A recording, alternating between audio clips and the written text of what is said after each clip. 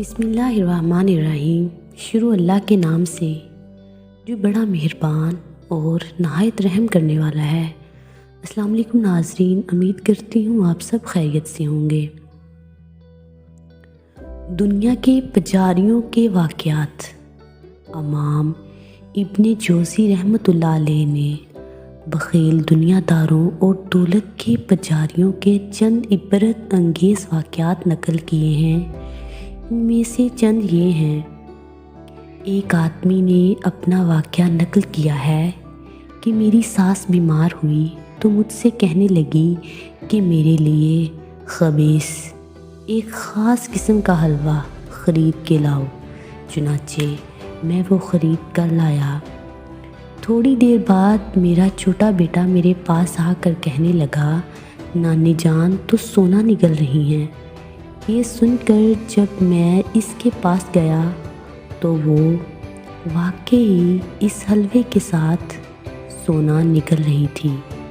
میں نے ڈانٹ کر اس کا ہاتھ روکا تو مجھ سے کہنے لگی، مجھے ڈر ہے کہ تم میرے مرنے کے بعد میری بیٹی پر کسی اور کو بیاہ لاؤ گے۔ میں نے کہا کہ میرا ایسا کوئی ارادہ نہیں۔ اس نے کہا، تم قسم اٹھاؤ۔ میں نے اس کے کہنے پر قسم کھا لی۔ اس کے بعد اس نے سونے کا جمع کردہ ذخیرہ میرے حوالے کیا اور پھر انتقال کر گئی۔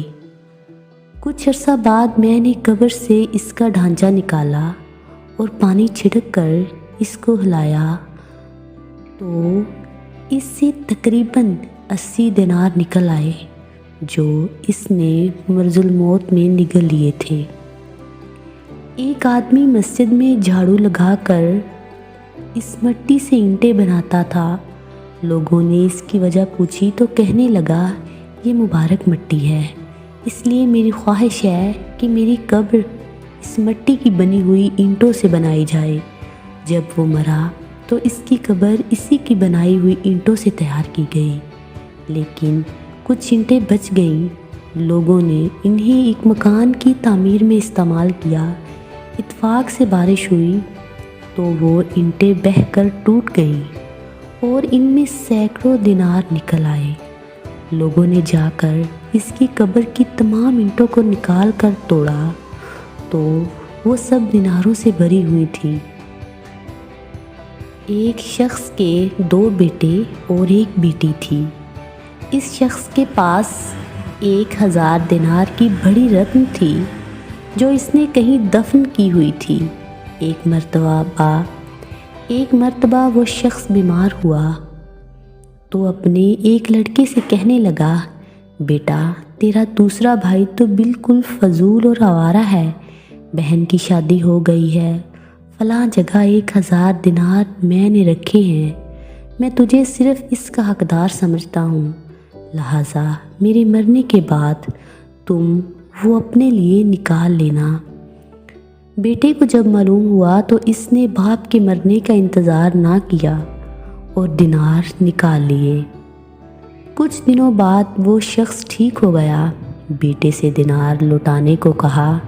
باپ نے بڑے اصرار اور لجاجت سے کہا، بیٹا وہ رقم بتا دے، کہاں چھپائی ہے؟ باپ کے شدید اصرار پر بیٹے نے وہ جگہ بتا دی۔ کچھ دنوں بعد باپ پھر بیمار ہوا۔ اب بیٹے نے اصرار شروع کیا، لیکن اس بار باپ بتانے کی موڈ میں نہ تھے، یہاں تک کہ وہ مر گئے اور مال کسی نامعلوم جگہ دفن کا دفن رہا۔ امید کرتی ہوں آپ کو یہ ویڈیو پسند آئی ہوگی۔ سانسوں نے وفا کی تو اگلی بار ایک اور ویڈیو لے کر آپ کی خدمت میں حاضر ہوں گے۔ اللہ پاک آپ کا حافظ و ناصر ہو۔ ہنستے رہیے، مسکراتے رہیے، دعاؤں میں یاد رکھیے۔ تب تک کے لیے اللہ حافظ۔